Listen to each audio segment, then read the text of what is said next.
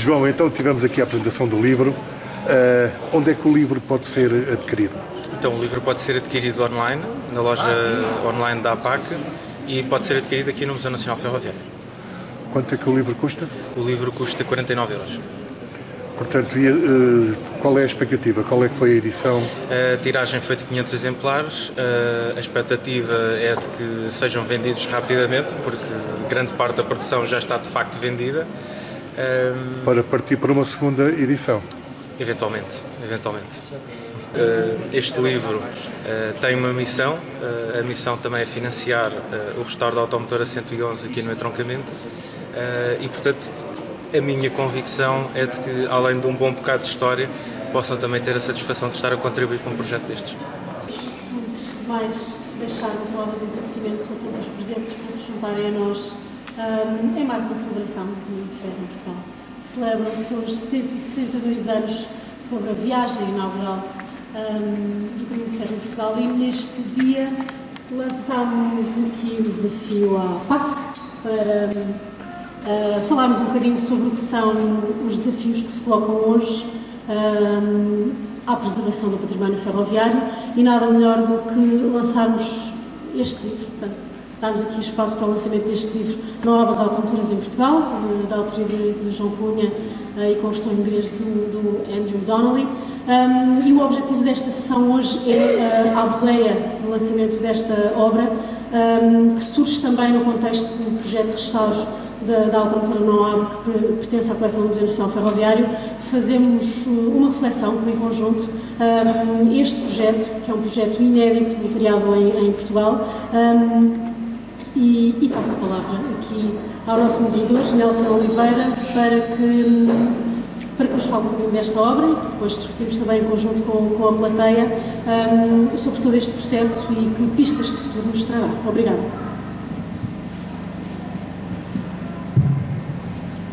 Muito obrigado, boa tarde a todos. Antes de mais, queria agradecer o convite que foi feito pela Fundação, pelo autor, para estar aqui hoje a apresentar este livro e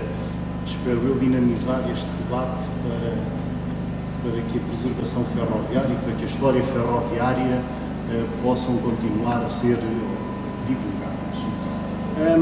É uma grande honra estar aqui no dia em que se comemoram os 162 anos sobre a primeira viagem do Caminho de Ferro em Portugal, ou melhor dito, sobre a viagem inaugural do Caminho de Ferro em Portugal. Eu diria que nada melhor do que, de facto, uma data como esta para apresentar aquele que é, sem dúvida alguma, o primeiro livro, a primeira monografia sobre material circulante no nosso país. Tem havido diversas edições de caráter ferroviário feitas em Portugal, infelizmente não são muitas, infelizmente também pecam por vezes por uma excessiva falta de rigor, coisa que de maneira nenhuma se encontra neste livro, pois este livro é do rigor absoluto relativamente ao material circulante de que trata. As automotoras NOAB, no fundo, representam a primeira disrupção que houve no Caminho de Ferro português a nível tecnológico, no material circulante. Porque é o primeiro fogo, a primeira entrada na modernidade, depois de praticamente 90 anos de tração a vapor, de tração clássica, com comboios de máquina e carruagem, comboios pesados, comboios de carros de explorar, e as NOAB são o primeiro material circulante que traz a modernidade, que é o início da modernidade do nosso Caminho de Ferro. O problema das automotoras era um problema que se punha praticamente desde o início da década de 30, com o início da crise ferroviária que se inicia por volta de 1930 e 1931, muito por causa das questões económicas, mas também muito por causa, e principalmente talvez, por causa da concorrência que o automóvel começava nessa altura já a fazer ao Caminho de Ferro. E as pessoas, os clientes, especialmente aqueles que tinham mais dinheiro e para quem o Caminho de Ferro era o transporte por eleição, esses clientes começam a sair do Caminho de Ferro. Por outro lado, o desenvolvimento da caminhonagem traz os clientes que não tinham os meios próprios de locomoção rodoviária, mas a caminhonagem vai buscar os passageiros que o caminho de ferro, pela sua maior rigidez, não conseguia manter. E, portanto, há um decréscimo enorme de tráfego ferroviário na década de 1930, que as empresas que existiam na altura tiveram de arranjar maneira de tentar estancar. E logo desde essa altura que começam os primeiros estudos para a aquisição de automotoras. Diversas viagens de estudo foram feitas pelos técnicos da Direção-Geral de Caminhos de Ferro, que de facto teve um papel fundamental na introdução das automotoras em Portugal, ou pelo menos na ideia das automotoras em Portugal. E cabe aqui recordar um homem que está praticamente esquecido, que foi o engenheiro Vasco Ramalho, diretor-geral de Caminhos de Ferro durante praticamente 30 anos, que é referido aqui neste livro muito bem e que está praticamente esquecido, volto a dizê-lo, e lanço também aqui um repto ao Museu, à Fundação e à própria APAC, bem entendido, para tentar repescar a memória destes técnicos ferroviários que estão praticamente esquecidos, mas dizia eu que o engenheiro Vasco Ramalho motivou os seus técnicos da Direção-Geral de Caminhos de Ferro a fazerem diversas visitas de estudo pelos países que eram líderes ou pioneiros na automotorização dos seus caminhos de ferro, Itália,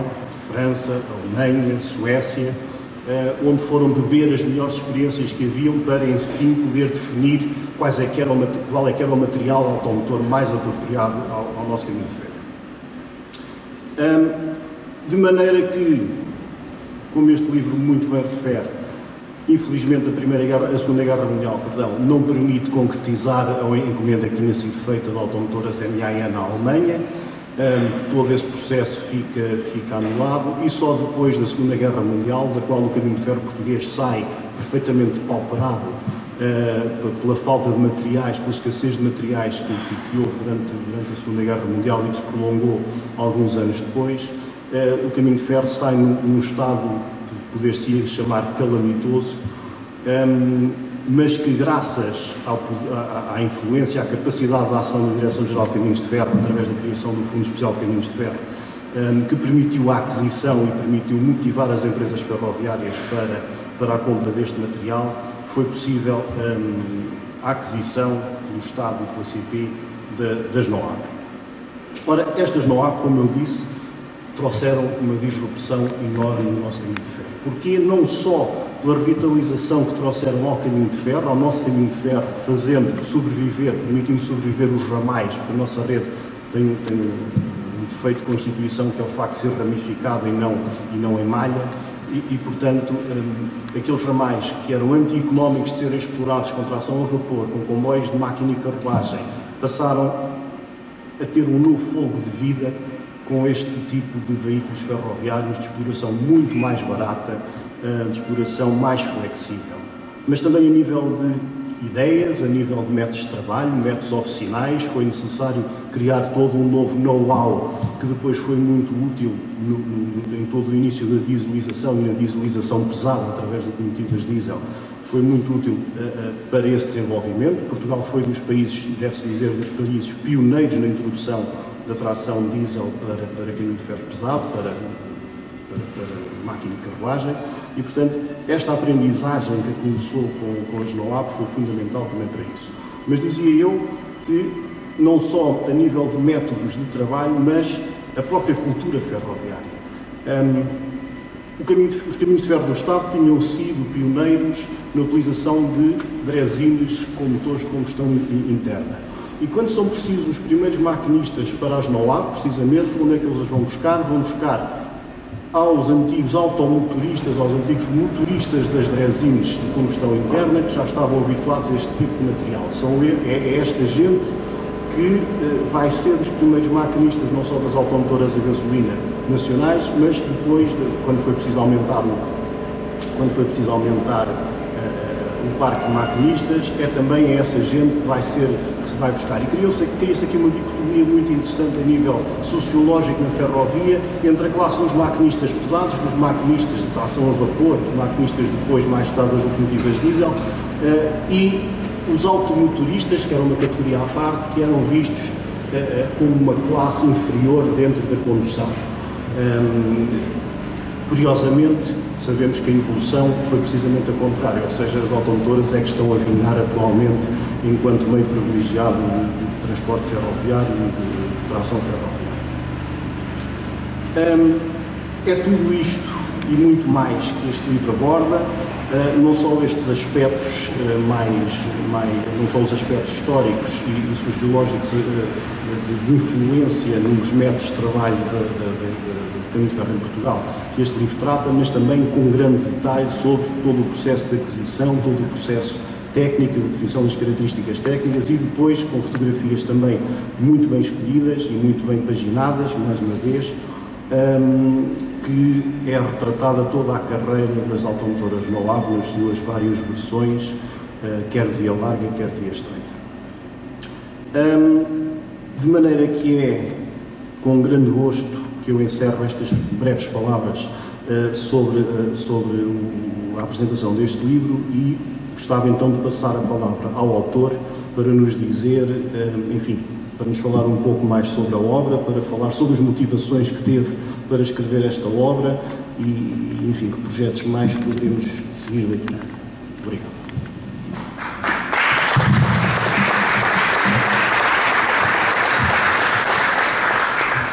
Boa tarde a todos. Começo por vos agradecer a vossa presença aqui e agradecer também o convite à Fundação do Museu Nacional Ferroviário para fazermos a apresentação deste livro nesta data tão especial e neste local tão mágico para quem gosta de caminhos de ferro, como é o meu caso. Agradecer também ao Nelson a excelente introdução que fez e que muito me honra. E depois, iniciando então pelas motivações desta obra, o porquê, ao fim e ao cabo, de ter escrito este livro nesta altura. Então, iniciando por aquilo que é um projeto que a APAC lançou o ano passado em conjunto com o Museu Nacional Ferroviário de restaurar a última automotora Noab de via larga que existe no nosso país. Portanto, é um projeto que está em curso e de que iremos falar um pouco mais a seguir. Obviamente que um dos desafios que um projeto destes tem é a reunião de receitas de modo que se consigam fazer os trabalhos, armazenar todos os materiais necessários, etc. Eu nessa altura já tinha, obviamente, um interesse bastante grande por estas temáticas, sem estar focado em nada em particular, já dedicava uma parte substancial das minhas férias para fazer pesquisa em arquivos vários sobre material circulante e pareceu-me que seria muito interessante associar este projeto de restauro de uma automotora à publicação de um livro sobre o legado específico das Noab. Ao fim e ao cabo, o facto da proposta do próprio projeto ter sido feita para uma automotora Noab também já revela, de certa forma, uma motivação de grupo relativamente à importância desta peça e, portanto, partindo daí, pareceu-me que era bastante interessante tentar consolidar 70 anos de história. Depois, a coincidência das datas fez com que este ano fosse o 70º aniversário da introdução destas automotoras. Portanto, estas automotoras foram introduzidas em serviço comercial em 1948, no primeiro ano da tração diesel em Portugal. E, portanto, também por aí havia um interesse adicional para conseguirmos marcar esta data específica. Depois, relativamente a motivações mais pessoais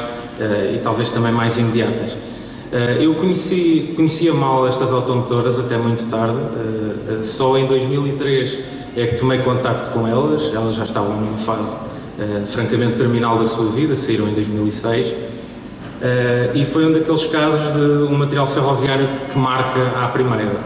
Portanto, depois de fazer a primeira viagem, senti de facto o espírito deste material sueco era muito particular, a própria concepção extraordinariamente simples e com um uso verdadeiramente desproporcionado para a nossa realidade de madeira no seu interior, nos acabamentos dos salões de passageiros. De facto despertou-me muita curiosidade, para além de que nessa altura, fazendo apenas serviço no Alentejo, eram automotores que para mim complementavam muitíssimo bem aquilo que era quase que a aguarela que temos no Alentejo, que são as suas planícies douradas, e que contrastava muito bem com o vermelho destas automotoras. Portanto, estas foram as motivações, digamos, mais pessoais. Depois, ao longo da escrita do livro, fui-me apercebendo que aquilo que era uma história que eu já tomava por muito interessante, destes quase 60 anos de serviço que elas prestaram no nosso país, de facto interceptava também realidades tecnológicas e sociais do nosso país muitíssimo abrangentes. E uma das histórias que eu mais gostei de contar neste livro, e acho que é uma daquelas onde se prova que de facto o acerto das opções técnicas pode ter um impacto muito grande para as populações, é o impacto que estas automotoras tiveram na região do Algarve. Ou seja, estas automotoras serviram em praticamente todo o país a sul da Amealhada, serviram ainda na sua versão de via estreita na linha do Tâmega, mas é realmente no Algarve que estas automotoras revolucionaram em definitivo a vida daquelas populações. Estas automotoras são lançadas no Algarve no quadro de um programa de modernização muito mais vasto, ou seja, antes destas automotoras o Algarve tinha muito poucas estações. As estações tipicamente não estavam nos centros das vilas, e é quando são lançadas estas automotoras que o Estado e a CP investem não apenas num material muito mais adequado a um serviço de proximidade que no Algarve era muito débil, como investem também na criação de novas estações e de novos apiadeiros ajustados a este material circulante, ou seja, a própria dimensão da estação era apenas e só a suficiente para albergar estes veículos, e é a partir daí que de facto que o Algarve tem acesso pela primeira vez a um serviço de proximidade de maior densidade, e em que acabou por proporcionar a muitas populações do Algarve uma mobilidade que até então desconheciam, com muitos impactos, desde logo no acesso à educação, mas também no acesso a postos de trabalho. E esta realmente foi uma das histórias que eu mais gostei de contar, e onde de facto estes veículos mais fizeram a diferença. Depois, eu acho que estes veículos acabaram por um lado, e como disse o Nelson, permitiram manter em serviço muitos dos ramais da nossa rede, ou seja, ramais que já na década de 40 estavam sinalizados como provável encerramento próximo, e que acabaram por resistir, alguns dos quais resistem hoje em dia, outros resistiram durante mais cerca de 40 anos, mas de facto acabam por contar muito também da história ferroviária do nosso país nesse período, ou seja, estas automotoras têm uma excepcional longevidade, não apenas porque de facto são bem construídas e são bem concebidas, mas também porque o nosso caminho de ferro gradualmente foi perdendo capacidade de investimento, o que motivou a CP a ter que sucessivamente adiar a retirada de serviço das automotoras, beneficiá-las sucessivamente para não perderem excessivamente o comboio, se me é permitida a expressão, e acaba por ser isso que leva a que estas automotoras tenham atingido uma longevidade ímpar no nosso país, pelo menos após a tração a vapor, já que na tração a vapor houve alguns exemplares que passaram largamente os 56 anos de vida. Pronto, eu gostava de concluir fazendo um agradecimento muito sentido a várias entidades que permitiram que de facto que este livro tivesse a densidade que tem, e também a vários fotógrafos de exceção que permitem que o livro de facto também tenha um impacto visual que realmente mostra a história de uma forma particularmente apelativa. E gostava realmente de destacar desde logo a fundação do Museu Nacional Ferroviário e o seu arquivo. Gostava de destacar também o papel fundamental que a CP teve, que também apoiou com o seu arquivo histórico este livro. Também o Instituto da Mobilidade e Transportes, que teve toda a disponibilidade para providenciar o acesso ao arquivo da antiga Direção-Geral dos Caminhos de Ferro, e também uma entidade que, estando distante, não queria deixar de referir aqui, que é a Inovatum, da Suécia, que atualmente é um centro de inovação industrial, mas que guarda a memória da NOAB. Portanto, a NOAB entrou em insolvência no final da década de 70, e esta entidade, que ainda hoje está instalada nas antigas fábricas da NOAB, onde foram feitas as nossas automotores, gera o arquivo da NOAB e foi também fundamental, digamos, para selar este percurso. Depois, a nível individual, gostava de destacar o papel fundamental do Andrew, que dirá agora a seguir dará a sua visão sobre o que foi o seu trabalho, portanto, que permite que este livro seja um livro bilingue, encarregou-se da versão em inglês, que foi algo que eu achei que era muito importante ter desde o início, uma vez que este contrato para a Suécia também foi importante. Para termos uma noção, a NOAB, na primeira metade do século XX, era uma das empresas mais importantes da Suécia e o maior empregador sueco. E, portanto, achei que era importante também poder este testemunho ficar em inglês, digamos, para referenciação internacional.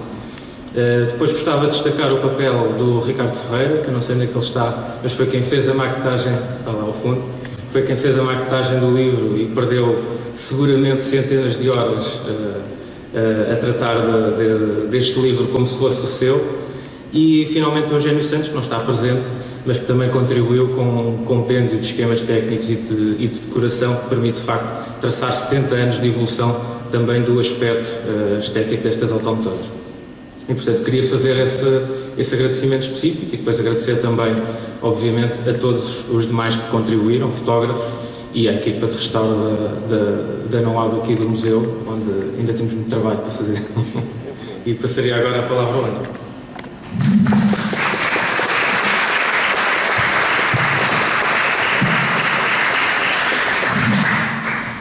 Boa tarde a todos.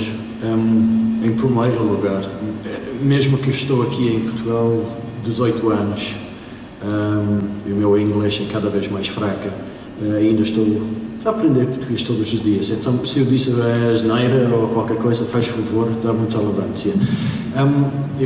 Em primeira parte, eu queria dar um grande elogio deste trabalho que o João coordenou nos últimos anos. Mesmo com estas pessoas e entidades que contribuem para o livro, eu não conheço, pode ser a minha falta de conhecimento, mas eu não conheço um livro em português tão detalhado sobre um assunto, sobre o caminho do ferro. Obviamente eu venho da Inglaterra, venho do Reino Unido e o nível de interesse do caminho de ferro é bastante mais alto do que aqui. Mas mesmo assim, este livro fica mesmo no top 10 de nível das publicações mesmo em inglês. Esta é uma obra da arte fantástica, a nível de detalhe que chegou e a pesquisa que foi necessária para chegar deste nível dos pormenores e a explicação da história destas fantásticas automotores é mesmo, merece um grande abraço para o João aqui. O meu primeiro contacto com os NOABs já agora tem mais de 20 anos. Foi fazer as primeiras férias na Algarve, tive sorte de passar a estação de Tunas, havia estas coisinhas estranhas, vermelhas e brancas, não sabia o que era. E foi ali principalmente para ver as máquinas inglesas que andaram na Algarve nesta altura, as 1400 e as 1800. Havia estas coisas estranhas que falei com alguns amigos da Inglaterra, que já passaram sim, as famosas doodlebugs ou hot dogs. Os ingleses chamaram estas, mas foi realmente uma experiência para andar principalmente no Alentejo, daqueles dias de calor de julho, agosto, com 40 graus, com as janelas abertas, e não é só o ruído, mas a cheirar do Alentejo também, aquelas dias de calor. É realmente a experiência do caminho de ferro do país. Estas são as nossas memórias. Mas queria dizer uma outra coisa que tem a ver com esta iniciativa, face à restauração do NOAB, que está aqui no Museu da 111. Eu sei que este é uma parceria novo aqui, mas no Reino Unido já foi concretizado vários projetos, vários exemplos desta natureza. Temos o National Railway Museum em York, Inglaterra, já tem mais de 40 anos de história. Mas também, mesmo que o Reino Unido tem mais pessoas interessadas no caminho de ferro, tem mais recursos em termos das finanças, O Museu Nacional também não tem recursos ilimitados. E o que eles têm a tendência é fazer contacto com alguns grupos especialistas que conheçam o tipo de máquina, a carruagem ou qualquer coisa, e depois sediar o restauro e a manutenção e também as operações deste exemplo para este grupo, para fazer a restauração durante X anos, e depois tem um acordo para usar durante alguns anos, pode ser nas linhas preservadas, nos museus ou qualquer coisa. E há vários exemplos que esta corre muito bem e faça a colaboração entre o museu e estes grupos. Já temos vários exemplos fantásticos, que máquinas, automotores, carruagens que foram restauradas, que o museu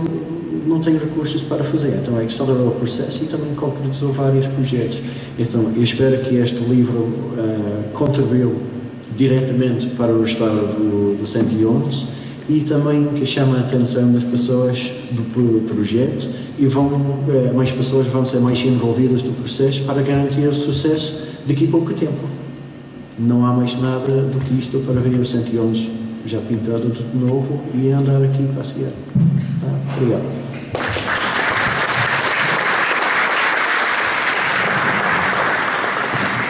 De facto, eu na minha apresentação omiti o esquecimento, este pormenor,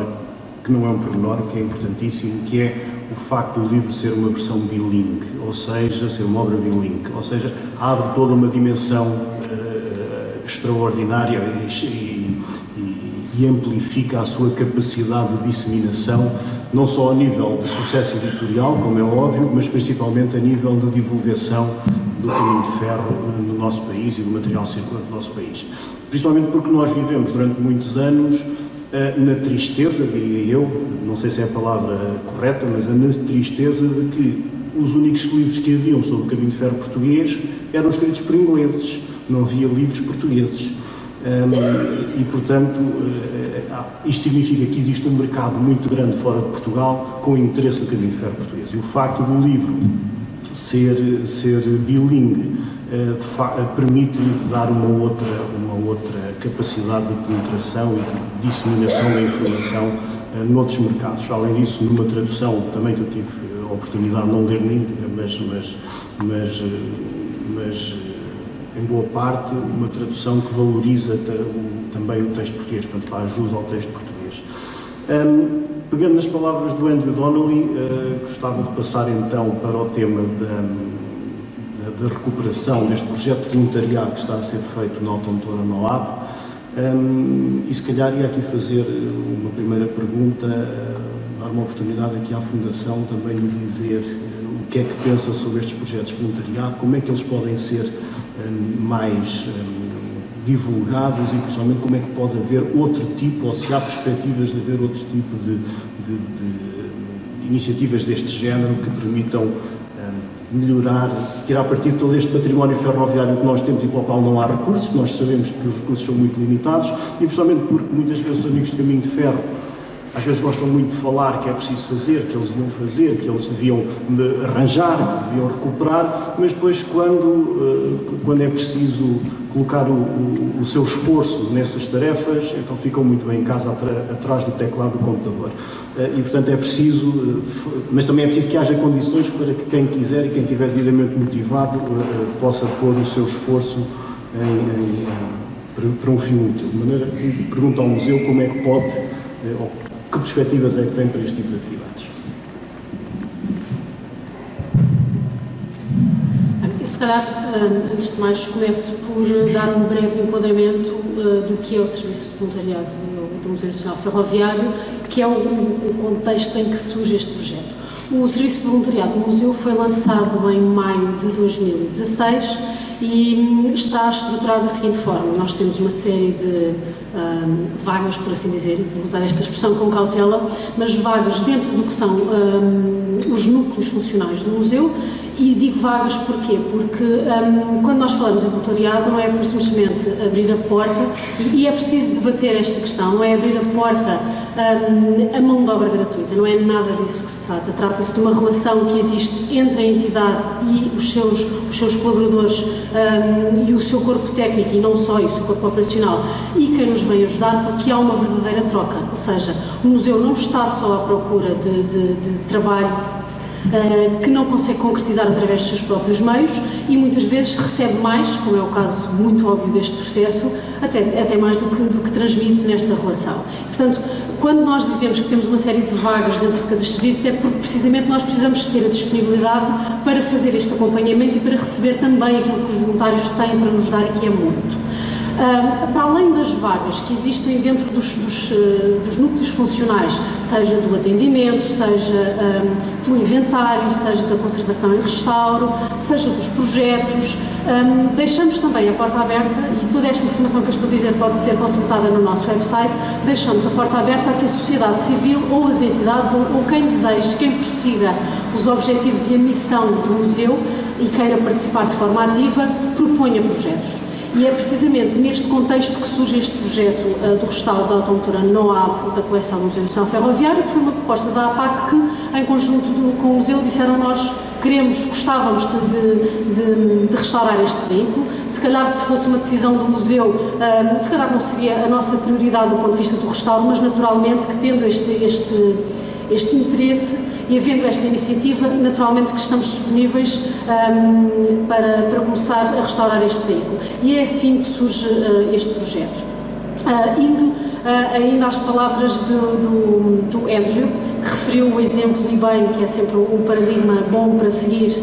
do National Railway Museum em New York.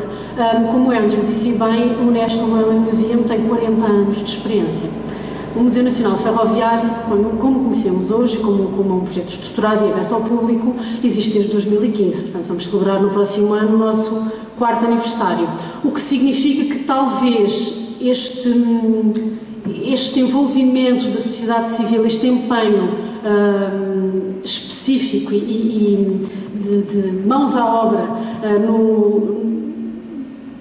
neste esforço conjunto de preservação pelo património ferroviário, sofreu, na minha opinião, sem dúvida, pelo facto de não existir um museu ferroviário, uma entidade que tutele e que se assuma não só como um espaço, volto a dizer, de transmissão de conhecimento, mas acima de tudo como um laboratório. Nós temos que ver hoje em dia os museus cada vez mais, seja ferroviários, seja do que forem, não tanto como um espaço de transmissão vertical de conhecimento, mas um espaço de laboratório e um espaço de partilha. E acima de tudo é isso que pretendemos ser. Agora, é um processo que vai levar o seu tempo. Neste projeto em específico, acima de tudo, sendo um primeiro projeto, é um primeiro momento em que nós, museu, e neste caso a APAC, que é a entidade com quem estamos a desenvolver este projeto, nos deparamos com os primeiros constrangimentos, porque quando nós falamos em restauro, para já tem que haver um compromisso. Eu acho que é isso também que o João também nos pode falar um pouco. Tem que haver um compromisso por parte do museu, um compromisso por parte da entidade que se propõe a fazer este projeto connosco, porque sim, tem que haver uma disponibilidade, tem que haver um compromisso deste objetivo conjunto, e sem que haja este compromisso, ou seja, nós agora fazemos, mas depois já não apetece, ou este fim de semana está a chover, enfim. Tem que haver um compromisso entre as duas entidades, e eu acho muitas vezes que é isso que falta um bocadinho, e aqui, voltando àquilo que o Nelson disse, é muito fácil percebermos o que é que tem que ser feito. Eu acho que, em termos de opinião pública, já se percebeu que há esta necessidade de salvaguarda, todos sabem o que deve ser feito, mas qual é a anatomia deste processo, não é? E estamos a falar de um processo de restauro que não é só o restauro físico do veículo, não é? E a prova está aqui. Estamos a falar de um processo de investigação, um processo de levantamento, perceber também por parte de quem está envolvido diretamente neste projeto, que um restauro museológico é diferente do restauro que muitas vezes nos dizem, eu restauro carros em casa, eu restauro máquinas, não é a mesma coisa, não é? E, portanto, tem que haver uma investigação, uma recolha subjacente a tudo isto, de identificação de parceiros, como é Inovato, de perceber até ao mínimo detalhe que aquela borracha da janela, como é que nós vamos resolver este problema em conjunto. Portanto, é um bocadinho de todos estes desafios que eu acho que é importante falarmos para perceber então daqui para a frente como é que vamos dar continuidade a outros projetos. Neste momento, nós temos questões que estão a ser levantadas com este primeiro projeto. De que forma estas questões se vão traduzir em soluções de futuro é o desafio que se nos coloca agora, não é? Eu lembro que quando conheci aqui o João Cunha, foi numa reunião que ele pediu para ter na APAC, ainda eu era presidente da APAC e já foi há uns anos valentes, em que nos foi apresentado um projeto de... Havia um interesse, um desejo de recuperar ou de manter em serviço, melhor dizendo, mas num ponto de vista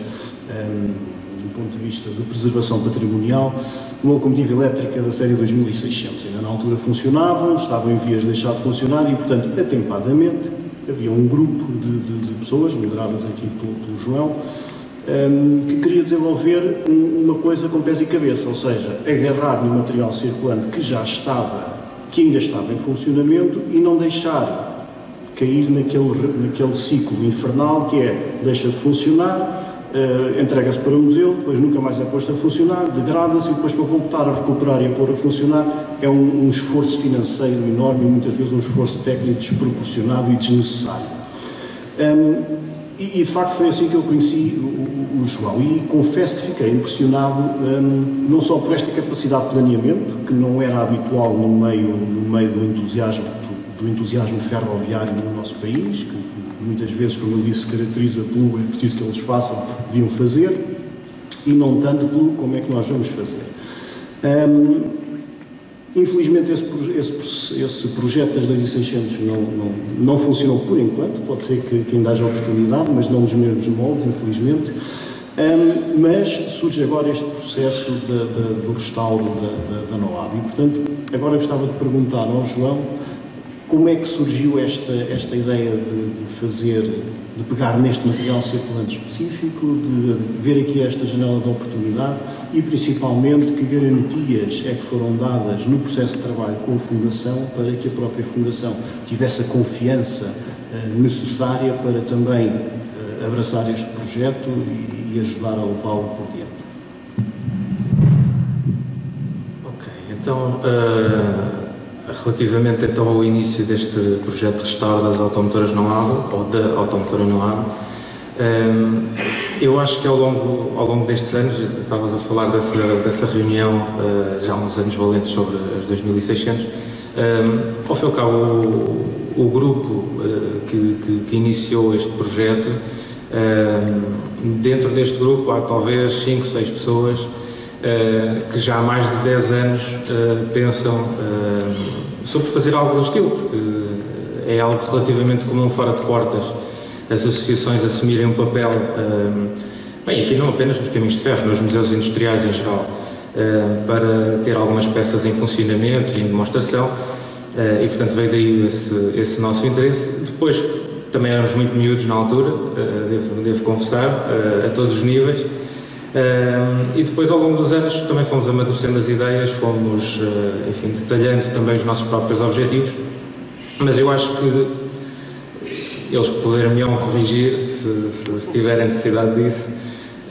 Eu acho que normalmente um projeto destes, por muito que nós comecemos por algo que é à partida mais simples, ao fim e ao cabo o projeto nasce sempre de uma ideia, eu diria, super ambiciosa, que é a chegada, o ponto de chegada,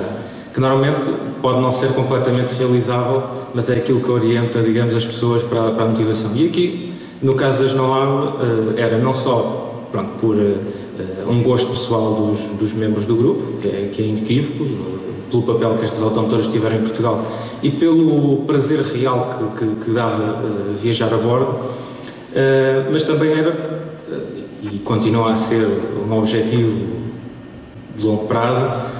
um dia podermos voltar a viajar nestas automotoras. E, portanto, e aí surge a seleção desta automotora como uma possibilidade para o projeto, porque se tratam de automotoras que, uma vez em estado funcional, que não é o caso ainda, uma vez em estado funcional têm custos de operação excepcionalmente baixos, aliás, mais baixos até do que praticamente todo o material circulante que existe hoje em dia de tração diesel. E, portanto, foi um misto de gosto com um misto de serem talvez as automotoras mais fáceis de manter em circulação no futuro. Obviamente que a partir daí há várias etapas para se chegar a esse ponto. A primeira delas é o restauro estético, o restauro visual, que é também o único que, pelo menos assim à partida, a sociedade civil poderá facilmente, quando digo facilmente, isto não é, enfim, não é tão fácil quanto isso, mas digamos, o ponto em que a sociedade civil efetivamente acho que já hoje em dia pode pôr mãos à obra e pode contribuir para o seu restauro. E, portanto, foi por aí que surgiu. Relativamente às garantias que procurámos dar ao Museu Nacional Ferroviário, aqui obviamente também não vou ser particularmente neutro, mas estão à vontade para nos mentir. Nós procurámos, antes de apresentar o projeto, recolher alguma informação sobre os componentes desta automotora, portanto, qual é o tipo de chapa, quais são os tipos de madeiras utilizados, enfim, disposição dos lugares, tudo coisas que nos pudessem começar desde logo a orientar no processo de restauro, quais eram as cores utilizadas, enfim, esse tipo de questões. E depois também pedimos autorização ao Museu Nacional Ferroviário para fazermos uma primeira vistoria técnica. Nós temos na nossa equipa alguns elementos com formação específica que foram e continuam a ser fundamentais no projeto, e pedimos de facto para fazermos uma primeira vistoria técnica automotora, tendo em vista a possível apresentação de um projeto que depois foi de facto apresentado. E, portanto, apesar de, se calhar, eu hoje se abrir essa apresentação que fizemos ao museu, se calhar acho que há ali já coisas que estão, enfim, não diria mal feitas, mas se calhar já não estão tão próximas da realidade quanto nos parecia na altura, mas de facto depois, quando apresentámos o projeto, também já apresentámos um projeto com uma avaliação muito clara do que era o ponto de partida, que não era nada fácil. Uma expectativa também de como é que íamos ordenar os trabalhos, portanto, quais eram as prioridades, e também apresentámos os perfis da nossa equipa, pelo menos os mais importantes para a consolidação deste trabalho, porque, pronto, um trabalho destes depende muitíssimo da supervisão técnica e científica do Museu Nacional Ferroviário, mas também um projeto destes eu acho que também funciona se a equipa tiver uma capacidade mínima de autonomamente ir realizando o trabalho, ou seja, há uma supervisão, há um trabalho de guia feito ao longo do tempo, mas nós não podemos estar à espera que um trabalho destes possa ser feito marcando um dia para os trabalhos e tendo sempre alguém, um técnico do museu, permanentemente a acompanhar o trabalho. Portanto, essa questão da autonomia durante as sessões de restauro também é muito importante, e daí também a apresentação dos perfis. E pronto, relativamente à questão era isso. Se calhar ia só dizer que, de facto, nós já conhecíamos também o Serviço de Voluntariado do Museu Nacional Ferroviário, estávamos relativamente, digamos, à vontade nessa questão para também sabermos um pouco o que estávamos a propor. E a nossa experiência também desde a primeira hora, e não é por estarem aqui as pessoas envolvidas no assunto, digo em privado a muita gente, a realidade é que aquilo que a sociedade civil, que aqui somos nós, encontrou quando entrou nas portas do museu para este projeto, foi de facto uma disponibilidade muito grande, não só para aceitar o projeto, como para de facto nos apoiar e nos guiar ao longo deste processo. A Ana estava a falar da questão do restauro museológico ser muito diferente de um restauro, possamos dizer,